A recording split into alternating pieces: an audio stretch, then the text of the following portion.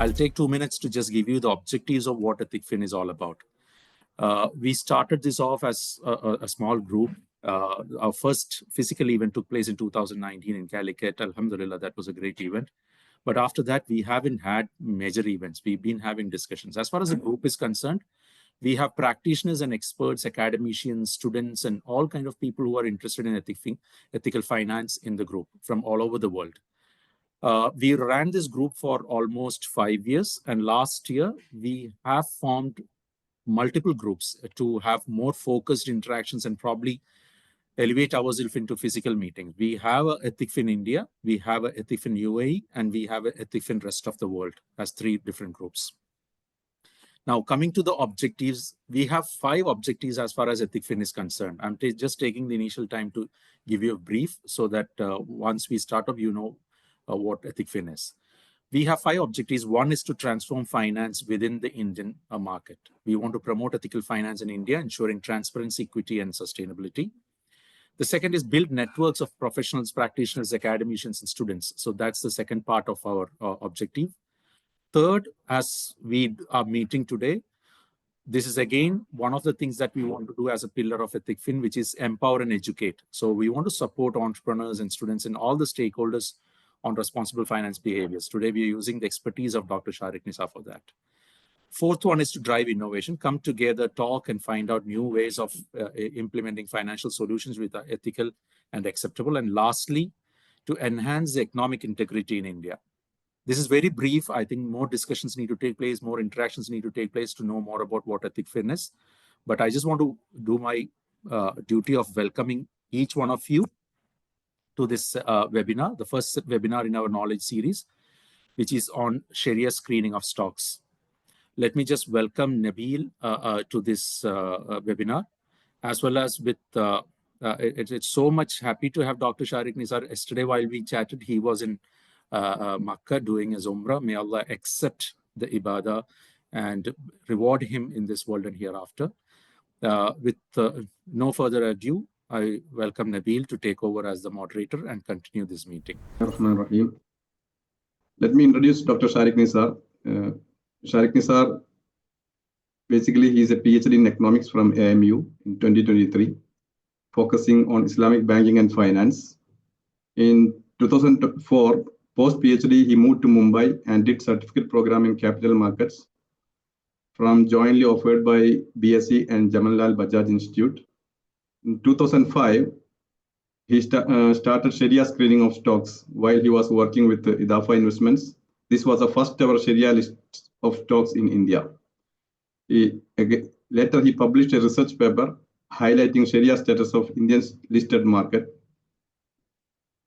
Thereafter, he was invited by Harvard University Islamic Finance Forum 2006 to substantiate his finding. In 2007, he started Thasis along with other people interested in Indian financial market and Sharia compliance.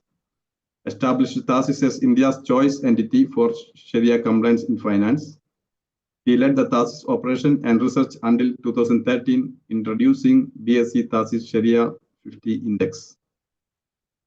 Some other his notable clients, their clients were Taurus, Tata, NSE, Chairman, Bajaj Alliance, Secura India Real Estate, GICR, and many more were their clients. 2013, he joined Harvard Law School, USA to work on application of Sharia in financial sector in secular jurisdiction. 2014, he returned from US and founded India's first Center for Alternative Finance at the ITM Business School.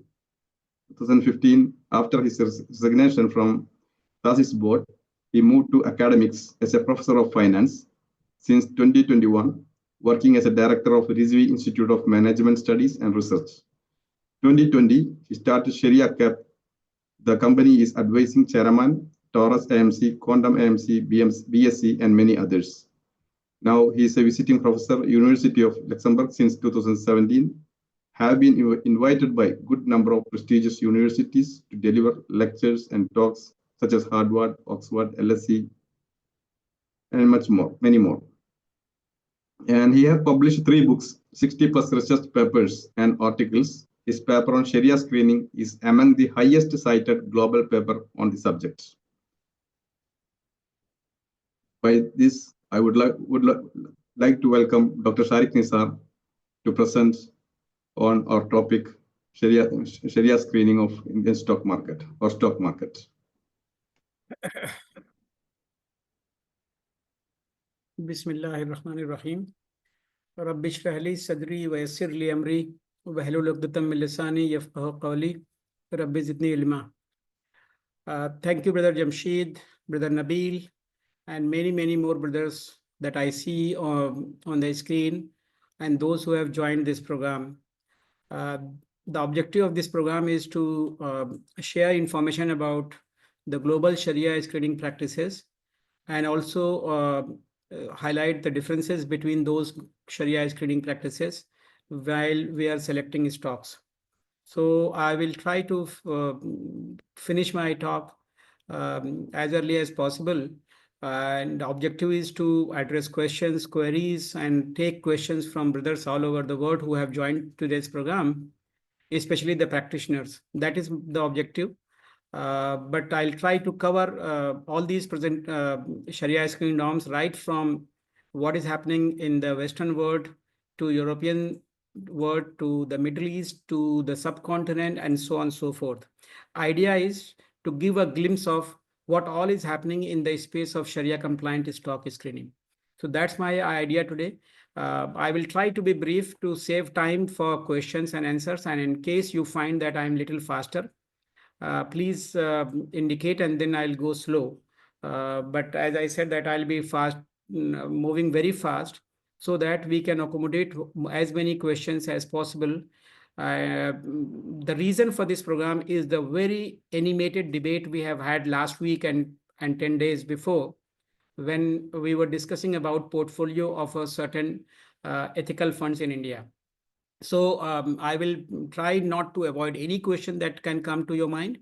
And we pray that Allah Ta'ala gives us guidance, so that while, we try our best, but at the same time, we also maintain the trust of each other, because ultimate purpose is not to, vitiate the market, but to support the production, availability of Sharia compliant options for the country that has been lagging far behind than the other market as far as Sharia compliant investments and business is concerned. So we all have a common objective of promoting Sharia compliant and ethical investments in India. At the same time, there is absolute requirement that whatever is happening is known to every one of us, and so that in case wherever is the possibility of improvement, we are we gladly accept those improvement, and at the same time people are on the same page about the challenges and about the differences that leads to different interpretation of certain situations.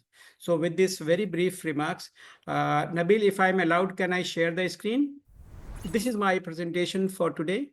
As I said that I'll be covering Sharia screening methodology across US, Europe, Middle East, subcontinent, and Southeast Asia. We'll also spend some time on appraising these rules and also appreciating the differences between these different rules, and also, if time permits, issues and challenges. These slides are basically for financial system. I will skip this in the interest of time. Now, this is the beginning where I would want to spend a minute to start my talk on the subject. So, as we all know that interest and riba is prohibited, and therefore what is allowed is the sharing of risk and reward. In normal parlance and in modern financial system, we call it equity. And equity is the preferred norms. But what happens that when equity is there, the Islamic investor has to make sure that the business in which the company, the investor has invested, should be Sharia compliant. And that is, and any other income that is coming to from non-compliant sources, equity investor shall be responsible as a partner in the business. So that is the challenge. Why? What is Sharia screening? Basically, Sharia screening is the process to filter stocks that are known as Sharia compliant, and where the investors are interested in investing. Why it is needed? One, we must understand that Sharia screening is needed because by default, Sharia compliant 100% stocks are hardly available anywhere. Nowhere in the world, Islamic or otherwise, or secular or developed and non-developed, 100% Sharia compliant stocks are available. That is the situation. If 100% Sharia compliant stocks are not available, what do we do? Should we go for what extent compromises? That is the question Sharia scholars have been facing with. And why it is important? It is important because not only the retail investors do not have 100% Sharia compliant investment option, but also emergence of Islamic banks, emergence of Islamic wealth management firm, emergence of Islamic takaful companies or Islamic insurance companies, and all those companies, they also need to make investments somewhere. And for that, it is important that they are aware of the Sharia compliance status of the investments they are looking to make. Now, when we look at the whole Sharia screening or Sharia investment space, there are two issues that comes immediately to the mind.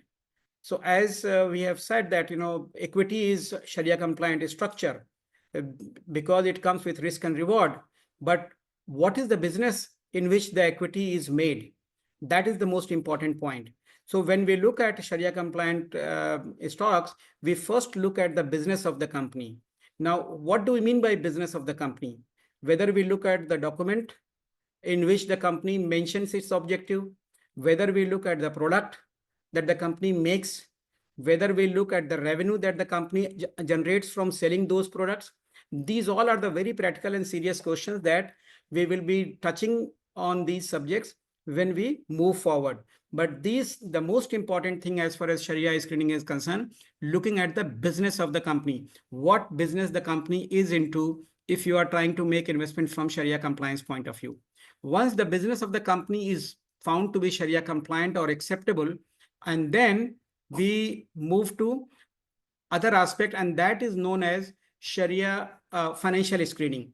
And in this, we try to find that what is the level of Sharia non-compliant financing or borrowing or debt in the company.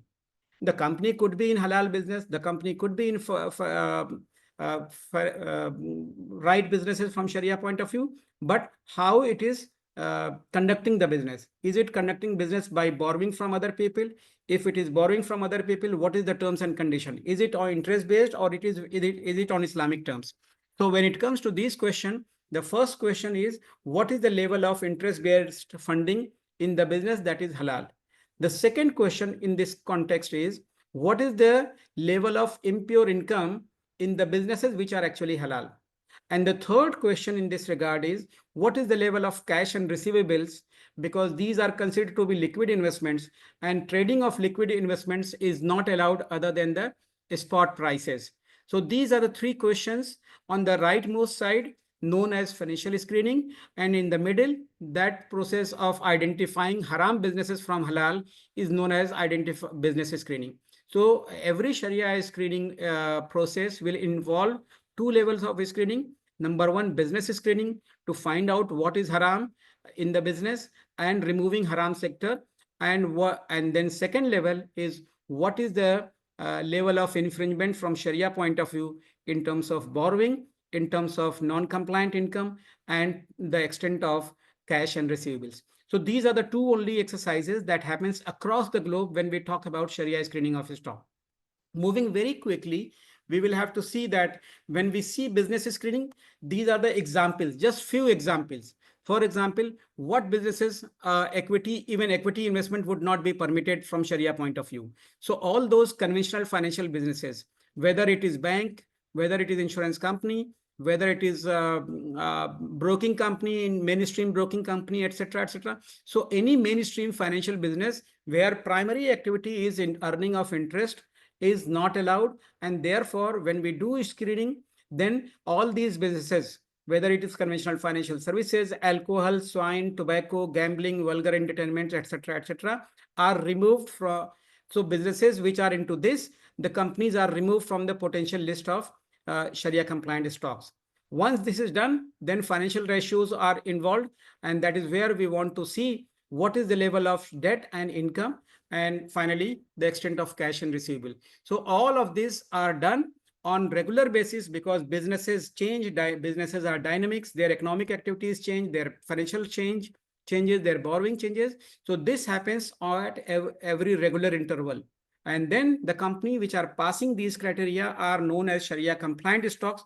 Although the fact should be they should be known as Sharia tolerant stocks, but globally they are identified as Sharia compliant stock rather than Sharia tolerant stock. I will be starting very quickly from the western part of the world and moving towards the east. And the first ever Sharia index in the world was prepared in 1999. Before that, there was discussion in Islamic bodies, jurisprudence, and Nabil had shared a very excellent talk on the group also for the benefit of all. I hope we all had benefited from it. And there it is mentioning the history of Sharia compliant stocks, how Majma Fiqh al-Islami started, how Islamic Development Banks and Islamic Fiqh Academy of YC started, and how all these discussions started. As far as the mainstream players are concerned, the first ever Sharia index created by any agency in the world was Dow Jones, and it was launched in 1999. We all know that the first Sharia fund in India, which is Tata Ethical Fund today, was launched in 1996. So when this was launched, the Sharia screening concept was itself unknown to the world. Forget about the Indians. Now, if we closely look at Dow Jones, what criteria they use, then the business screening part, they use revenue criteria. That means they look at what is the revenue, and then based on the revenue, they look at if the company is into Sharia non-compliant, or they call it inconsistent group or subgroup. And then if that is the situation, then the company is removed on the basis of business screening. And if the company is passing business screening criteria, then the further criteria is used based on total borrowings of the company should be less than 33% of trailing 24-month average market cap. And then non-compliant business income should be less than 5% of the total revenue. This is Dow Jones. Now, this Dow Jones company is taken over by S&P Global today. And S&P Global has a separate Sharia screening criteria for its own purposes. So S&P is owning Dow Jones, but Dow Jones Sharia screening criteria is there and S&P is there. S&P Sharia screening criteria was launched in 2007. And here they look at companies' audited annual report.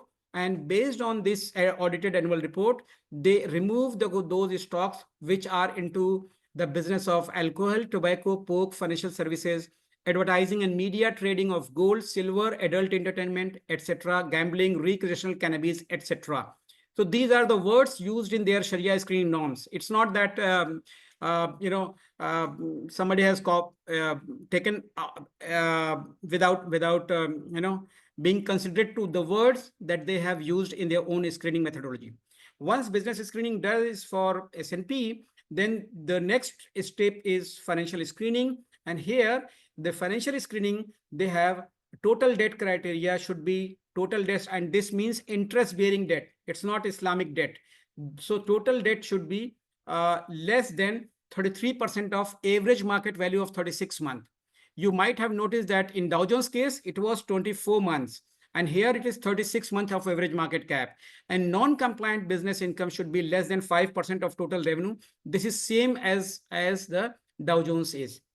Very quickly moving forward, we move to Europe, and here we have financial technology, FTSE, Financial Times Stock Exchange, and here we see that it was launched in 2000. And then on the business screening front, they remove companies in financial, those are in conventional finance, alcohol, pork, non-halal food production, packaging and processing, or any other activity related to pork and non-halal food, etc. And then tobacco, weapons, arms, and defense manufacturing. Once this is done, then the financial screening criteria is applied on the companies passing business screening criteria. And here we see 4 criteria. 1, total debt, that should be less than 33.33% of total asset. Then cash plus interest-bearing securities should also be less than 33%. And then accounts receivable should be less than 50%. And then non-compliant income should be less than 5% of total revenue. So Nabil, there are people raising hands. What is the procedure? The questions will be after your presentation. We can start and take the questions. Yes. So brothers who are here, please note down your questions. And maybe that, the question that you are at the moment asking will be addressed while we are going to complete the presentation, and that will save our time. So let us, in 10 minutes or so, let me finish my presentation, Jamshid sir, and then we will have ample time of handling questions and answer. Right, Jamshid sir? Sure. We can come back to the slide in case they have a reference to a slide to ask the question. Okay. Thank you. Yeah, So, sure. but in any case, I'm trying to finish as early as possible so that we get more time for Q&A. So we are now in Europe, moving from America. So this is MSCI and in Morgan Stanley Capital Index. And in this case, we see that activities which are removed, or companies which are removed for the business activities, are alcohol, adult entertainment, cinema, conventional financial services, defense, weapons, gambling, casino, hotel, music, online dating, poke-related products, tobacco, etc. And when it comes to financial screening, we see that they are using two criteria. One is that debt should be, total debt of the company should be less than 33.3% of the total asset, or less than 30% of the month-end market capitalization for last 3 years. So this is 3-year average market cap. Till now, we had seen either debt to total asset or debt to total market cap. But in this case, we are seeing mix of the two, either of the conditions. Second criteria is cash plus interest-bearing securities. And third is accounts receivable and cash. Here you will notice that no impure income criteria is given in this financial screening criteria. One will notice that. We quickly move to from Europe to quasi-Europe in Istanbul, now the Islamic world. Here, if we read, and this is taken from their rule book, business screening, they say main contract must not contain an article stating that the company will engage in transactions with interest, and that goods or services that are legally considered haram, such as alcohol, pig gambling, will be produced or traded. So they look at the objective of the company for which it was established, and from there they consider a company to be allowed for financial screening or not. Moving further on the financial screening criteria, this is Borsa Istanbul, that interest-bearing loans should not exceed 33% or the larger of the company's total asset and market value. That means they also are taking either of the denominator, market value or total asset. Now, second criteria you will notice here is interest-bearing deposits. Bonds should not have 33% of the larger of the company's total asset and market cap. So here they are looking at loans as well as deposits. Both should not be, and please note that this we are talking about non-compliant loans and non-compliant deposits. That should not be more than 33%. Then finally, on the third criteria, the objectionable income, that is interest or illegitimate sale of goods, etc., should not exceed 5% of the total income. This is Borsa Istanbul. Now here you will also note that in case of violation, then the violation beyond 10% bandwidth, right? Then the index is removed. So these are the criteria. And if the violation of that company is up to 10%, then the company is still not removed. Beyond 10%, the company is removed.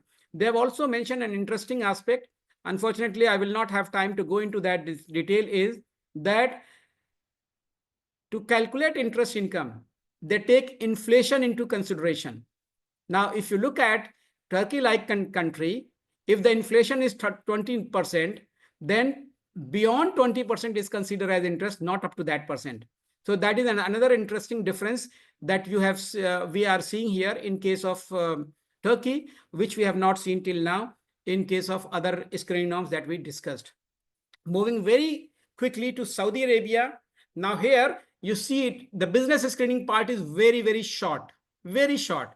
Instead of mentioning those examples whether they include company A, B, C, D, they are just mentioning that company's main business activities must be Sharia compliant. Now, this is interesting to know that, a company will not be allowed to be registered in Saudi Arabia if the main business itself is not Sharia compliant. That is not possible. And that is why they have chosen a very crisp word that company's main business activities must be Sharia compliant.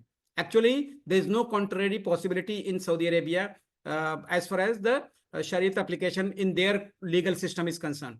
Of course, you will see how the banks are operating. That is the question that for the regulators to handle.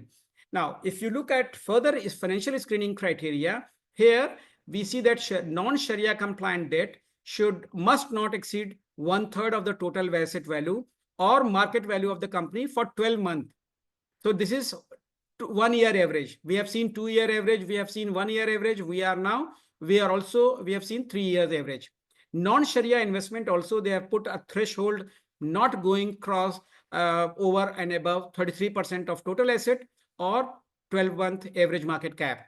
And then non-Sharia total revenue, this should also not exceed more than 5%. So till now, we are seeing that by and large, there is a kind of commonality as far as non-compliant revenue is concerned. That should not be going beyond 5% of the total revenue in all these that we have seen. In case of Turkey, this is calculated over and above inflation rate. Moving to Qatar, here in the case of business screening, we see that businesses like alcohol, tobacco, pork, conventional financial services, weapons, etc., all these are excluded. And then financial screening is conducted based on total borrowing should be less than 33% or maybe 33.33% of total asset. Cash plus interest-bearing securities should be again 1/3 of the total asset. And accounts receivables and cash should also be less than 1/3 of the total asset. You might be noticing that cash is accounted twice here, first along with interest-bearing securities and second along with accounts receivable, which is the item that you have sold on credit and the money is due from the buyer. Now, moving very quickly to Dubai financial market. You all know that ADSM is there and DFM is there in Dubai. Now, we are talking about, I'm not going to talk about ADSM, but DFM we are talking about. In case of business screening, interest-based lending and borrowing, conventional financing, conventional investment, conventional insurance, deferred transactions in gold, silver, or currencies, trade in pork or its byproducts, trade in all kinds of liquors and alcohol, trade in narcotics and non-medical purposes, trade in tobacco or its purpose or its product, gambling, pornography, weapons, hotels, human cloning, etc. is prohibited as far as business screening is concerned. So if a company in Dubai is in this area, the company will be removed from potential Sharia stocks. And then in addition to that, further financial screening criteria will be applied where the total and average of what? 3 months. Interest-based lending should be less than 30% of total asset. And then they said that total and average interest-based borrowing should be less than 30% of total asset. And then the final criteria you will be noticing, I'm sure, is that this is the first ever criteria where the impure income threshold has gone from 5% generally to 10% of total income. So this is one Dubai. And then very quickly, we move on to AUFI Bahrain, because this is the mother of all Sharia standards in all the fields. Everybody who is working in the field of Islamic finance must have heard of AUFI, Accounting and Auditing Organization for Islamic Financial Institutions.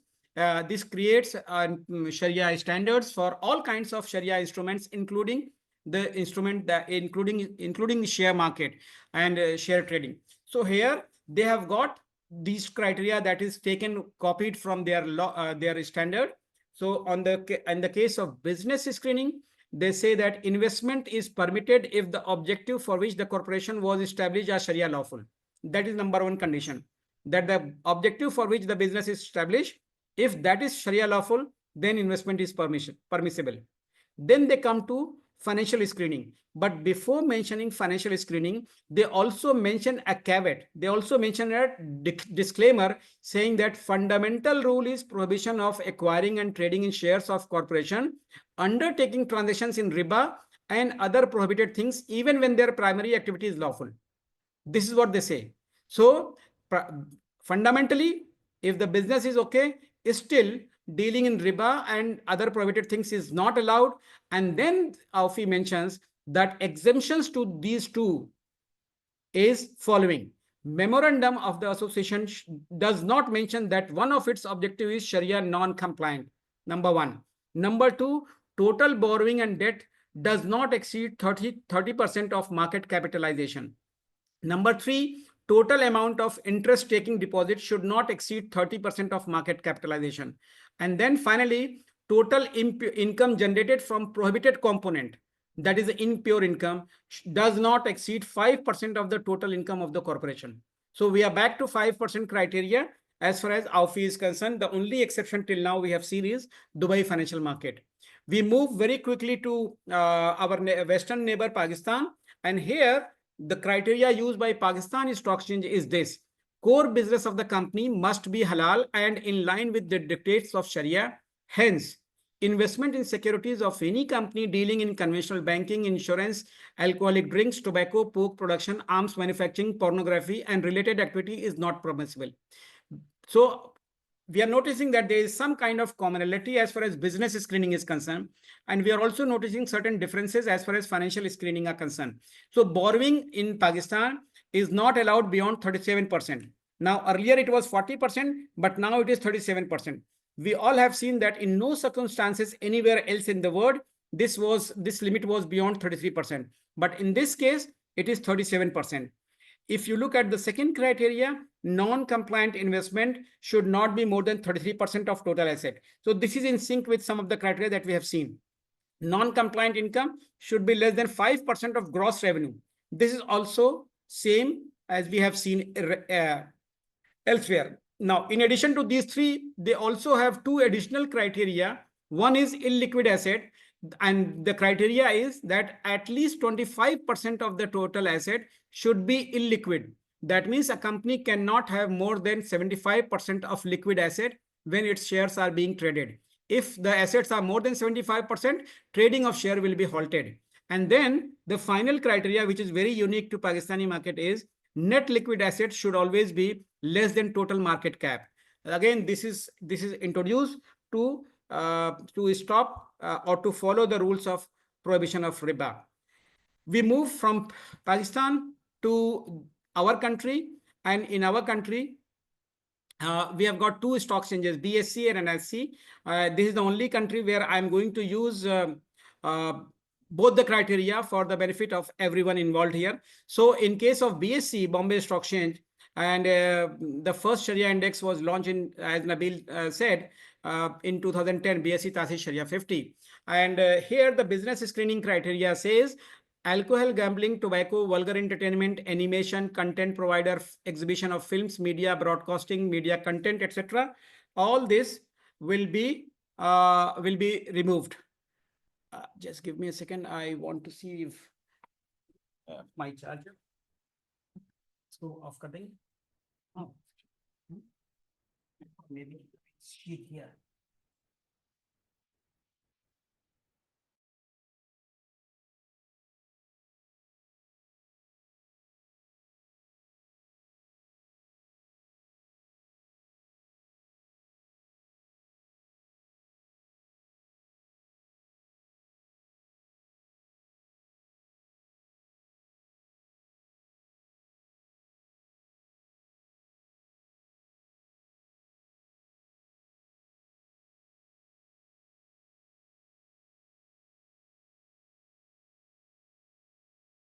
You're saying something? Yeah, it's okay. It's fine. Okay. So in business screen, you notice these criteria at let me just set the screen. Okay. So these are the companies, these are the activities that are removed from business based on business screening. Companies involved in production, distribution, consumption, trading, advertising, and marketing of all the above prohibited sectors are also excluded. And then we move on to see that in case of financial screening, borrowing is put at less than 20% of the total asset, and interest income is put at less than 4% of the total income. This is for BSc.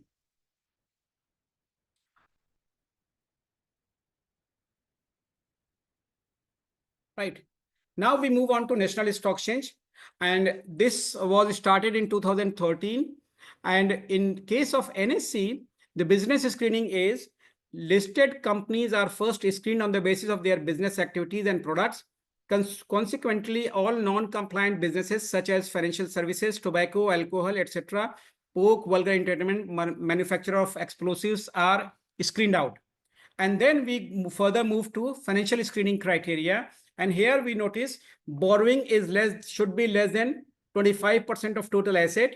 Interest income should be and plus returns from all non-compliant investments should be less than 2.5% of total income. This is the stringent in the world as far as most stringent as far as across the globe that we have seen, right from 10% to 2.5% in case of this.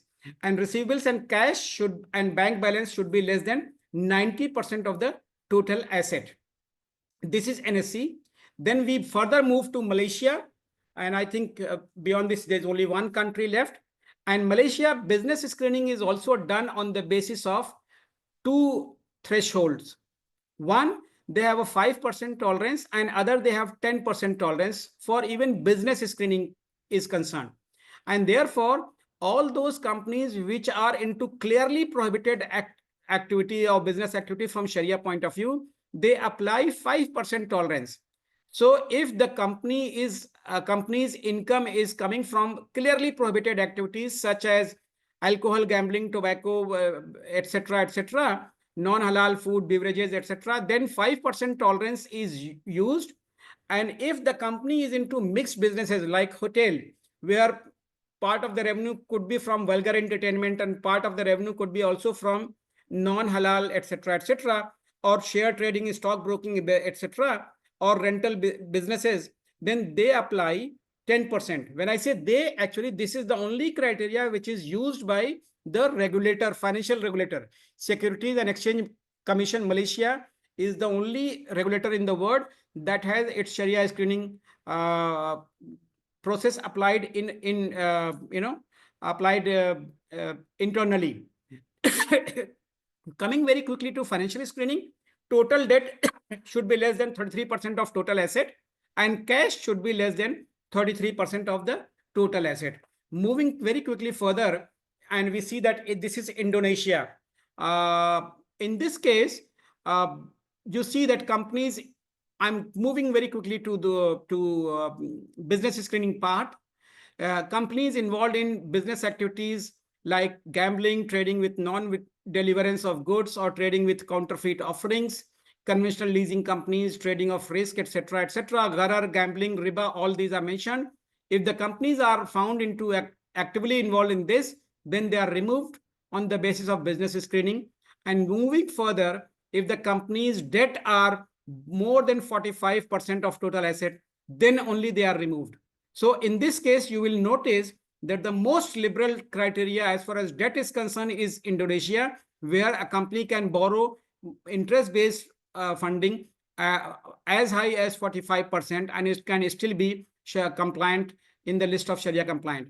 Accounts receivable should be less than 10%, and then non-permissible contribution of income should be less than 10% of total revenue. So in case of non-permissible income, this and Dubai are the highest as far as they go, to the extent of 10% non-compliant income, as against other where the maximum is 5%, and in case of NSE it is 2.5%, and BSc it is 4%. This is a common research of all these. Common exclusion is alcohol, swine, tobacco, gambling, etc. Then all these Sharia screening criteria have additional exclusion of their own: weapons, cannabis, hotel, etc. And then this is the criteria as far as financial screenings are concerned. So 33%, you might have noticed that in some cases it is market cap, in some cases it is total asset, in some cases it is 1 year market cap, 2 year market cap, and in 3 year market cap, as against the AUFI, which is current market cap, or which is silent actually, which market cap should be taken, because they have only mentioned about market cap. This is the list of, I think that we can get, we can avoid talking on this, but these are the largest market in the world, how many companies are listed and how many of them are Sharia compliant as far as the ongoing Sharia screening are concerned. This is about the largest Muslim world, 7 countries, Indonesia, Pakistan, Nigeria, Bangladesh, Egypt, Turkey, Morocco. Total number of Sharia compliant stocks in all these countries taken together is only 708.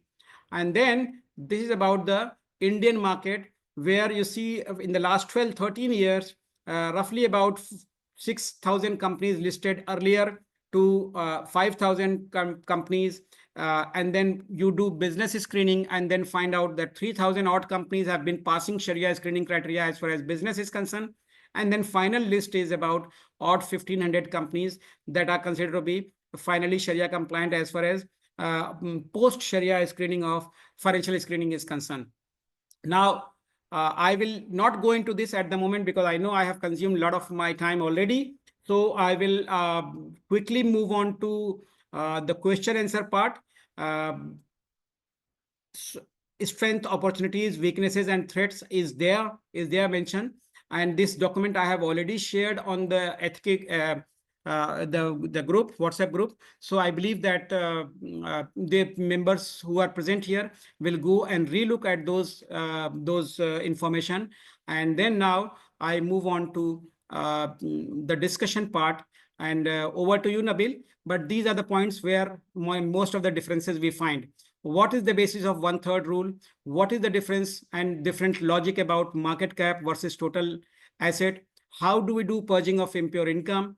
What are the challenges when we do Sharia screening of the stocks on the ground level, and etc., and research backup, etc. So these are the issues that I'm prepared to discuss. But other than this, also I will be very happy to pick questions that our moderator chooses to allow for me. So with this, I thank you, and I will stop my presentation here, and I'll go to Mr. Nabil for taking forward this discussion. Thank you very much. Thank you very much, Jazakumullah khairan, Dr. Shariq Nisar. You presented in detail your scholarly presentation. Of course, I have to say scholarly. Last 30 years, you are behind writing, presenting, talking. A lot of things you are doing throughout the India in this regard. So we are lucky to get your presentation. Thank you very much again.